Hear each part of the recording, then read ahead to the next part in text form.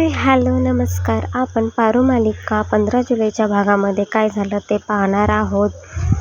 पारू हरीशला बोलण्यासाठी आलेली असते, सांगण्यासाठी आलेली असते. मग ती म्हणत असते, मी जे काही सांगते त्याच्यामुळे तुम्हाला काय वाईट वाटेल किंवा कसं वाटेल हे मी नाही सांगू शकत, पण मला ते सांगणं खूप गरजेचं आहे. कारण आपल्या सगळ्या विधी चालू झालेल्या आहेत आणि आज आपली मेहंदी आहे, त्यामुळे मला ही गोष्ट तुम्हाला सांगणं गरजेचंच आहे.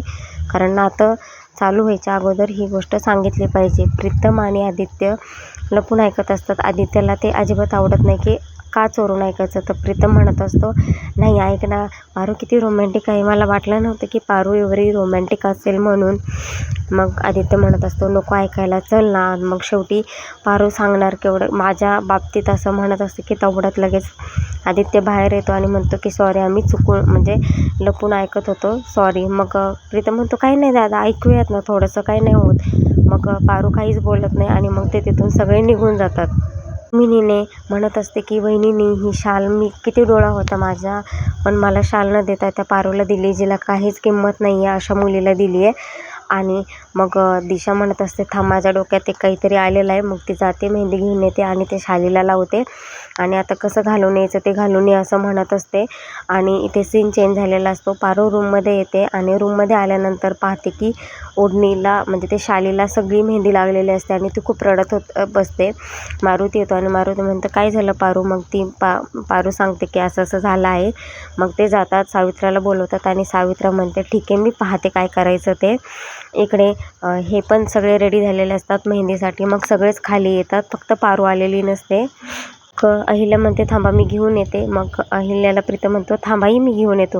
मग तो जाण्यासाठी निघतो, तेवढं तिथे पारू येते आणि पारूनी तो आयडिया लावून किंवा डोकं लावून तिने काही शाल व्यवस्थित करून आणलेली असते. आणि मग तिथे मेहंदीला सुरुवात होते. पण मेहंदी सुरू होण्याच्या अगोदरच दामिनीने मेहंदी काढून बसलेली असते. मग तिला अहिल्या ओरडते की आज पारूचा मान होता, तू कसं काय काढलं, दिशाने काढलं असतं तर मी समजले असते. मग जाऊ देत म्हणते तुला.